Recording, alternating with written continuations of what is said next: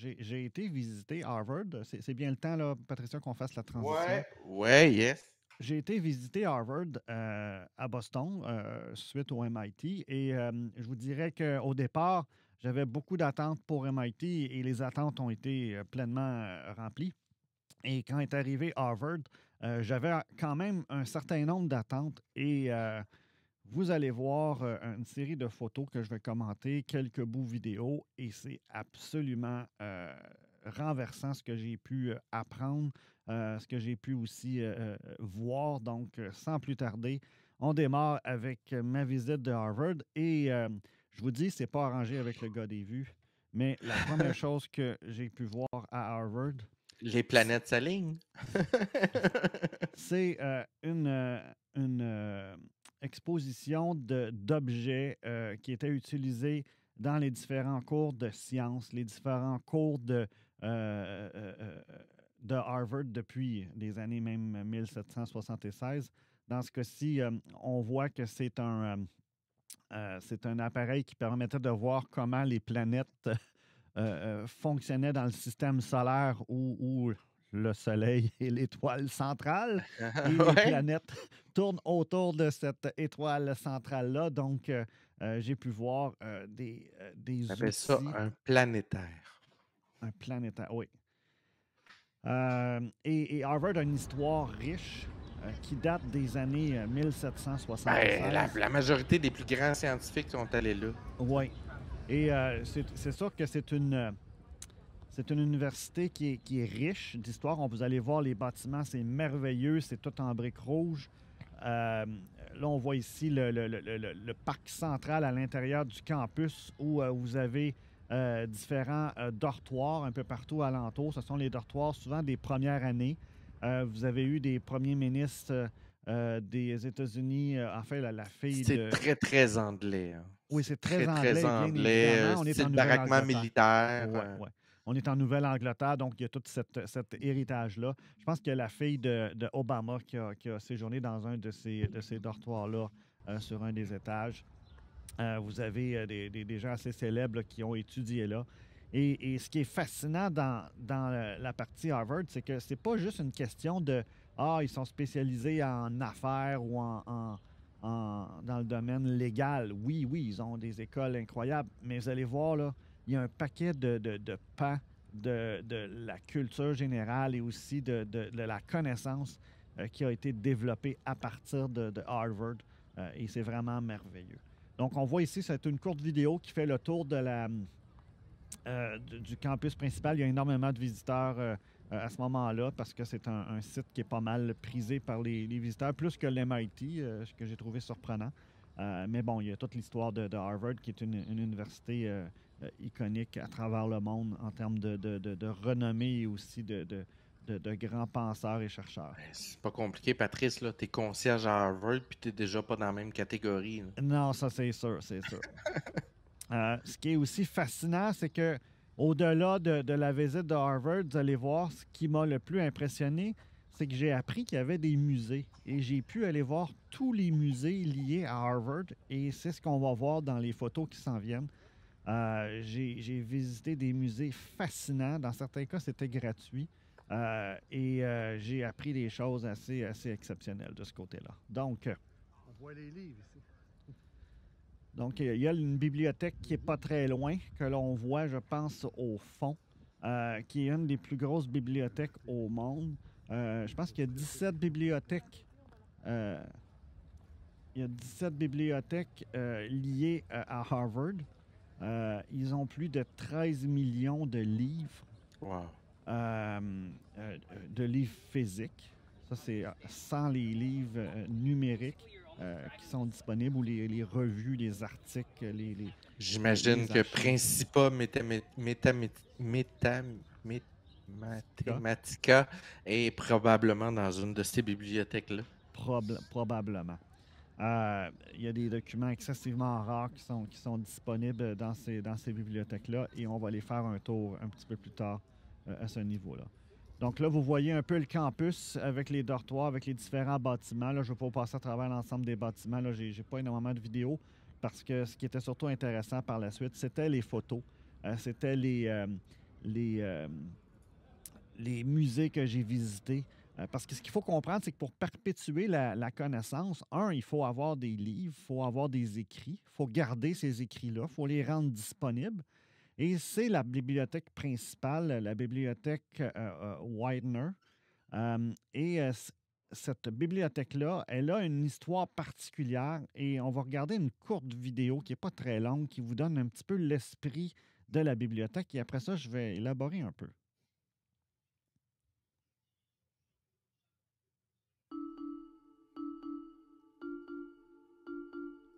There's a book called A Dictionary of Angels. No one has opened it in 50 years. I know, because when I did, the covers creaked, the pages crumbled. There, I discovered the angels were once as plentiful as species of flies. The sky at dusk used to be thick with them. You had to wave both arms just to keep them away. Now the sun is shining through the tall windows. The library is a quiet place. Angels and gods huddled in dark, unopened books. The great secret lies on some shelf Miss Jones passes every day on her rounds. She's very tall, so she keeps her head tipped as if listening. The books are whispering. I hear nothing, but she does.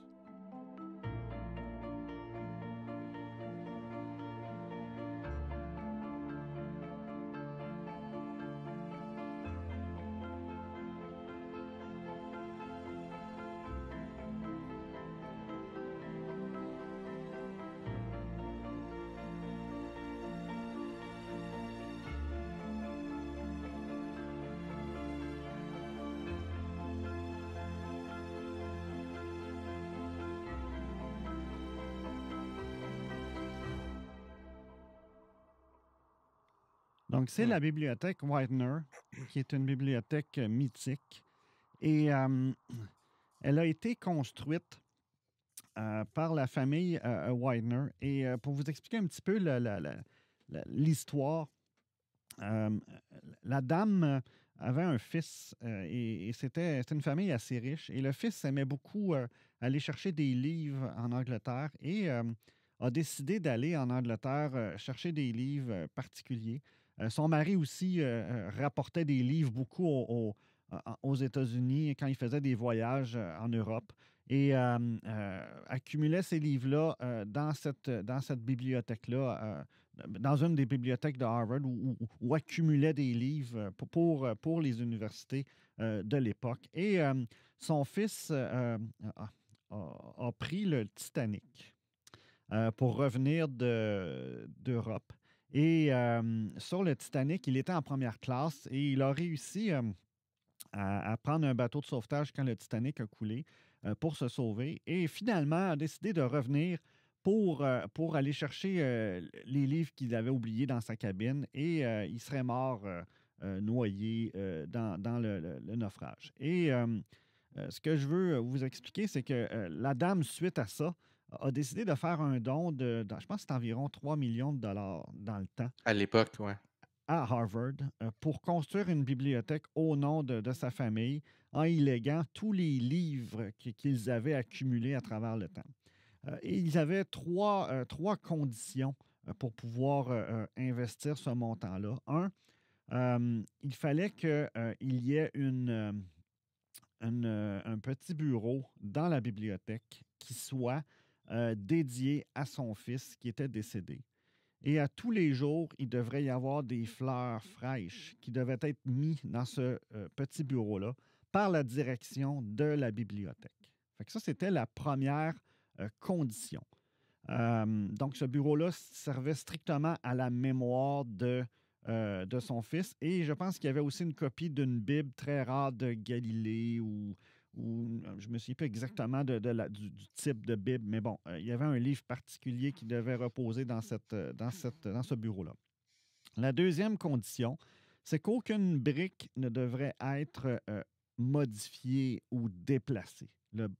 Ce qu'avait peur la dame, c'est qu'à un moment donné, quelqu'un avec plus d'argent décide de faire construire une autre bibliothèque parce que ça devenait trop restreint en termes d'espace et que là, ben, il perdrait la notoriété d'avoir été ceux qui Mhm. ont construit la fameuse bibliothèque à Harvard. Donc, aucune brique ne doit être modifiée, déplacée ou enlevée.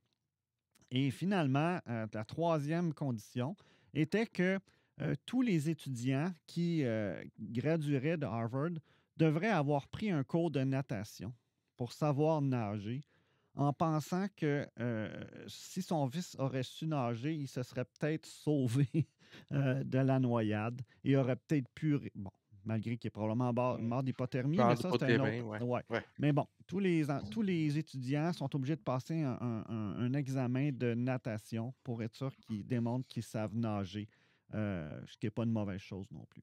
Donc, c'est les trois conditions. Ce qui fait qu'avec les années, puis avec les millions de livres que la bibliothèque a accumulés, il y a un problème. On les met où? Parce qu'à un moment donné, on devient saturé. Et on ne peut pas déplacer la bibliothèque due à l'entente qui avait été prise à ce moment-là. Donc, qu'est-ce qu'ils ont fait? Ils ont construit par le bas. Hmm. Il y a 10 étages en dessous, Wow. avec un total de 55 000, donc à peu près 82 kilomètres d'allées où les livres sont stockés. Les livres sont tous accessibles par les étudiants. Vous pouvez en faire la demande et quelqu'un va aller vous les chercher et vous les amener. Donc, c'est vraiment la plus grosse bibliothèque universitaire au monde et une des plus grosses au monde de mémoire en termes de superficie et en termes de nombre de volumes. Donc, et le but était de perpétuer la connaissance, s'assurer que la connaissance était accessible à travers les décennies pour les étudiants, pour la communauté, les chercheurs, les professeurs, les gens alentour de Harvard. Donc, c'était l'histoire de la bibliothèque Whitener. Donc, j'ai commencé ma visite avec le Putnam Gallery, qui était finalement l'endroit où on pouvait voir des anciens objets scientifiques qui étaient utilisés par les enseignants, par les professeurs de l'université. Et ça a été possible grâce à ce professeur-là qui était à l'intérieur d'une des facultés de Harvard, qui les a accumulés et qui a mis en place ce petit musée qui est fascinant. On a pu voir des appareils pour l'astronomie qui datent des années, vous voyez ici, là, en 1754. Donc, ce n'est pas des appareils récents, mais qui étaient utilisés dans le cadre de cours dans ces années-là parce que c'était vraiment un des centres du savoir à travers le monde. Des exemples de pierres, différents types de pierres qui étaient utilisés dans des cours, que ce soit de géologie ou des cours liés à tout ce qui est l'aspect des Les structures au niveau. matériaux, ouais. Ouais, des Structures structures. cristallines et autres. Oui, oui. Évidemment, dans ces années-là, il fallait avoir des échantillons si on voulait vraiment les montrer parce que les livres n'étaient pas nécessairement là. Les premiers systèmes de circuits logiques qui étaient utilisés à l'intérieur de l'université pour les besoins des cours en termes de fonctionnement de l'électronique. Le fameux Commodore 64 avec son imprimante à papier, son lecteur Wow. de disques qui ont été conservés dans ce cas-ci. Donc, ça, c'était vraiment cool de voir ce genre de setup-là. Là. Donc, on en avait déjà parlé dans le passé, le fameux papier à bretelles qui permettait d'imprimer avec une imprimante à matrice. Vous avez par la suite le fameux cyclotron laboratory. Donc, j'imagine que c'était... Je n'ai pas été voir en détail c'était quoi le cyclotron, mais on peut voir qu'il y avait un ensemble d'unités de mesure et de contrôle avec des ordinateurs des années 90. On voit à droite... Cyclotron, ça, c'est pour faire circuler des protons, là. Probablement, là, c'est ce genre de centre de contrôle-là. À droite, vous allez voir, c'est un Mac, je ne me souviens plus de quelle version, là, un LC2, là, je ne me souviens plus exactement, mais bon, il y avait différents types d'ordinateurs PC et Mac qui étaient utilisés pour ce type d'opération-là. Juste vous dire, là, pour aller prendre la photo, il fallait faire attention parce qu'il y avait un détecteur de mouvement qui limitait le fait qu'on pouvait avancer Donc, et dès qu'on arrivait un peu proche, ça sonnait. Fait que c'était vraiment protégé, là. On ne pouvait pas faire ce qu'on voulait. Le logo d'Harvard avec pomme brodée ou avec une résistance ou une chose de métal. Tout l'aspect acoustique, les outils acoustiques pour être capable de faire des tests d'acoustique, d'apprendre sur tout l'aspect du son avec une chambre acoustique. Vous avez une photo d'une des chambres acoustiques du temps qui avait été conçue et utilisée pour faire des expériences et des tests de mesure, probablement. Vous avez aussi d'autres éléments liés à l'acoustique, des équipements qui étaient nécessaires. On tombe maintenant dans la partie horloge. Ça, c'est fascinant.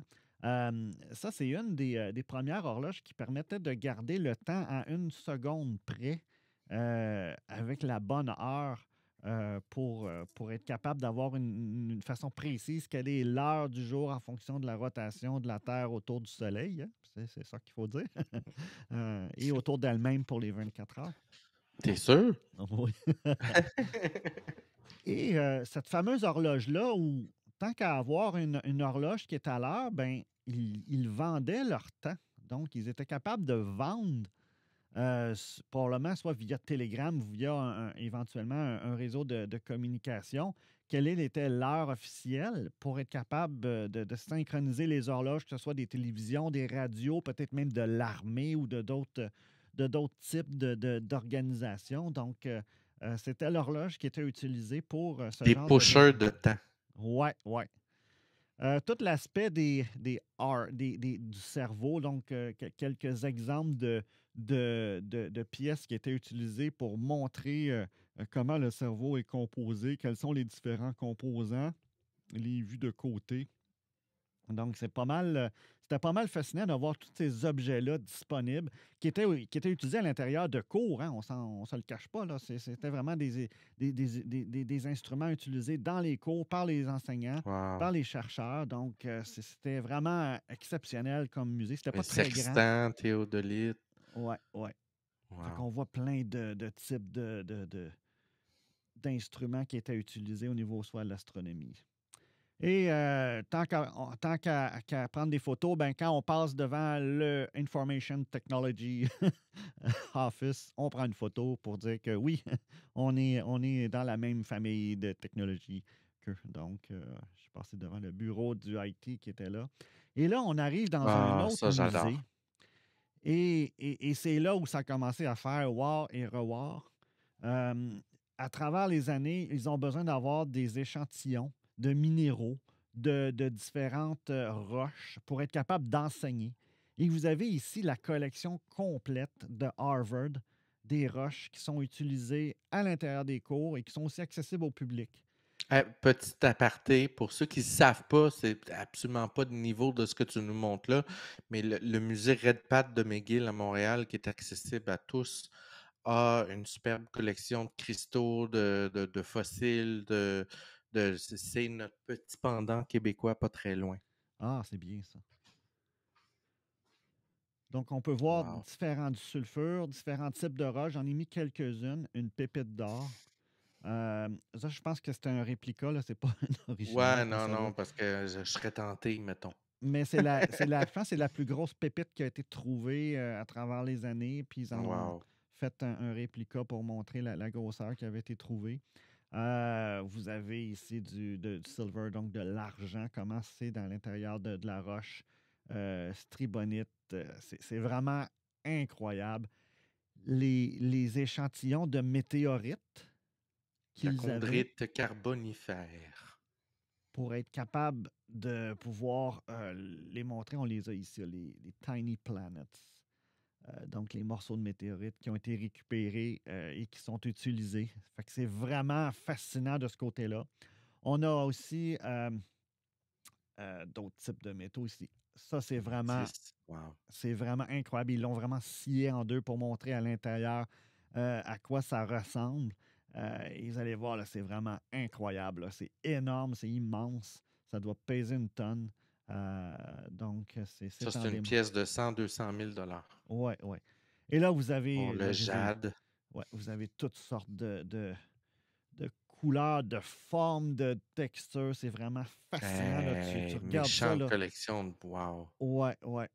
Puis tu sais, à un moment donné, il faut passer à autre chose, là, mais j'aurais pu rester la Ouais, journée les à... regarder 20 minutes chaque, là, tu sais. Ouais, tellement que c'est fascinant. Même si je suis pas quelqu'un qui tripe sur Mhm. les roches puis les pierres, je pouvais apprécier la qualité de la présentation qui était faite, puis la diversité des différents échantillons qui étaient sur place. Là. Après ça, bien évidemment, L'herbier. on tombe dans la partie qui est plus botanique, qui est plus florale, qui est plus écologie. Et il faut comprendre qu'ils ont aussi des spécialités dans ce domaine-là. Donc, ils devaient, à travers les années, avoir des artefacts pour être capable de montrer les différentes plantes, les différentes feuilles, les différentes... mais puis quand on voit ça, on se dit waouh, ils ont réussi à conserver ça, mais en réalité, c'est tout fait à partir de verre. C'est une What? collection de glass flowers et Des reproductions. Wow. c'est là où la mâchoire m'est tombée parce que je ne comprenais pas qu'ils avaient réussi à garder des artefacts aussi beaux. Et la réalité, c'est que c'est des plantes en glace qui ont été faites par un artisan. Et cet artisan-là a eu le mandat de fabriquer toutes ces plantes-là avec des échantillons qu'il avait pour être capable de les faire les plus précis possibles. Parce que sinon, on se retrouve avec ça qui fade avec le temps, puis on ne peut pas voir la couleur des plantes, puis avoir tous les détails de ce type de plante-là, de ce type de feuilles-là à l'état sauvage, naturel. Donc, ce que vous voyez est tout fait à partir de glace soufflée, peinturée à la main. Hey, Et wow. il y en a des centaines et des centaines. Et ça, c'était la table qui était utilisée par l'artisan pour créer ces différentes plantes-là avec les échantillons vivants qu'il avait quand il procédait à sa création. Donc, c'était vraiment c'était un Ça me fait artiste. Là. penser à un musée que j'ai vu passer dernièrement dans une vidéo YouTube. C'est un musée, je pense que c'était en Angleterre. C'est un musée de toutes les maladies. Parce qu'à l'époque, les médecins, dans les années 1700, 1800, 1900, n'avaient pas, les livres étaient difficiles, tout ça. Donc, ils faisaient des reproductions, genre, t'as pogné tel empoisonnement, t'as Ouais. la peau qui fait des cloques. Ben, t'avais un artiste qui reproduisait Ouais. les cloques pour pouvoir enseigner dans les compétents. Puis le gars nous faisait visiter les étages. C'était un musée des horreurs, mais en même Oui. temps, tu faisais, mais voyons donc, il y a quelqu'un qui s'est penché pendant des heures et des heures à reproduire le petit poil, le bouton, le pu. C'est comme, c'est fou. Il y a des gens qui ont des capacités artistiques. C'est débile. Ouais. Et ça, c'est bon pour au moins 100 autres années. Là. Ah Donc, ouais, touche pas à ça, non, ça c'est bouge en plus. verre, donc ça va durer énormément longtemps. Et c'était ça le but, c'était que ce soit disponible aux étudiants d'une année à l'autre. Peu importe la saison, on puisse avoir accès à tous ces échantillons-là, format nature. Donc, tout ça est fait à partir de verre. C'est vraiment exceptionnel. Vous voyez les détails, là, regardez les feuilles, regardez, c'est vraiment là. Même ça, là, Hey, arrête, là, arrête, là. je vous le dis. Écoute, man, tu sais, je l'engage. Donc, Donne-moi son CV. c'était vraiment une exposition exceptionnelle. Et évidemment, il fallait aussi aller dans les créatures de la mer parce que ça aussi, c'est dur à garder, Reproduire, mais ouais, ouais. à reproduire. Donc, j'ai ici quelques exemples de créatures de la mer qui ont été faits à partir de verre pour vous montrer à quoi ça ressemblait. Et ça permet aux étudiants de pouvoir les voir en grandeur nature et d'être capable de bien Ça, c'est des comprendre. crinoïdes, je pense. Ouais. Ça, c'est Puis des... il faut comprendre, dans ces années-là, il n'y avait pas de livres. Hein. On parle des années 1800, début 1900. Il n'y avait pas énormément de livres. Donc, c'était la façon d'enseigner, c'était d'avoir des vrais modèles disponibles pour être capable de les présenter et d'avoir un cours sur le détail lié à cette plante-là, à cet animal-là, à ce cétacé-là. Donc, c'était pas mal pas mal intéressant. Évidemment, vous allez voir par la suite, on tombe dans ce qui est un peu plus traditionnel pour nous, là, tu sais, des Ouais, papillons. Donc, papillon. ça se conserve quand même assez bien. Et que ce soit aussi des insectes, là, vous allez voir, il y en a quelques-uns. Donc, ils avaient une collection d'insectes pour être capables de faire aussi ces cours-là. Et là, mais par la suite, les bêtes commençaient à être un petit peu plus grandes. Et Hmm. là, on tombe dans le musée des animaux parce qu'évidemment, il faut aussi enseigner à des futurs peut-être vétérinaires dans le temps ou personnes spécialisées en recherche sur les animaux, ces animaux-là. Et là, ça part Un avec des éléphant. animaux grandeur nature. C'est Wow! c'est exceptionnel. Vous avez des lions, des éléphants, des antilopes, un orignal, bien évidemment. Il fallait que je le prenne en photo. Un Un loup. loup. Regardez le loup, il est merveilleux. Donc, évidemment, ici, on parle de taxidermistes qui ont produit ces animaux-là, mais quand même, ils avaient cette collection-là. Et là, vous avez une baleine, un Mhm. squelette de baleine, des oiseaux. Ça ressemble beaucoup, beaucoup au musée Red Pat en passant. Et là, vous avez des squelettes Wow! de baleines et de mammifères marins qui sont exceptionnels. On voit la girafe à gauche qu'on va voir. On voit. Il y en a partout, partout. C'est exceptionnel comme musée. C'est à couper le souffle. Puis ça, la nuit, ils prennent toute vie, là. Ouais, ouais, ils se promènent partout à Ils se l'intérieur. promènent dans le musée, tout ça, c'est... Tout le monde sait ça, là. Ouais. Et ben, on tombe évidemment dans la préhistoire avec des squelettes de. Un tricératops. Ouais. Donc, vous en avez quelques-uns ici. Le Harvard Mastodon. Ils l'ont grandeur nature, Wow! qui est magnifique. Donc, c'était la partie un peu plus préhistorique. L'architecture de ces bâtiments-là, parce que là, on est dans des bâtiments de Harvard. Là. C'est pas, Écoute, ça ressemble à deux. Je me demande si le Red Pat n'est pas copié sur Harvard. J'ai Ben, ça se peut, l'impression ça d'être se sur peut, place. C'est le ça se peut. look, là. Oui, c'est. Donc, c'est merveilleux comme architecture. Et là, on tombe en anthropologie, Oh, wow. l'étude des Histoire humaine. civilisations. Ici, vous avez un premier livre de recettes en haut à droite, le Home Queen Cookbook. Vous allez voir ici, après ça, le premier guide touristique, The Best Thing to See, How to Find Them. C'est un des premiers guidebooks là, qui a été produit pour des voyageurs. Vous allez voir par la suite, l'architecture de cet autre musée-là est exceptionnelle. On voudrait coucher là tellement que c'est beau. Ah ouais, c'est sûr.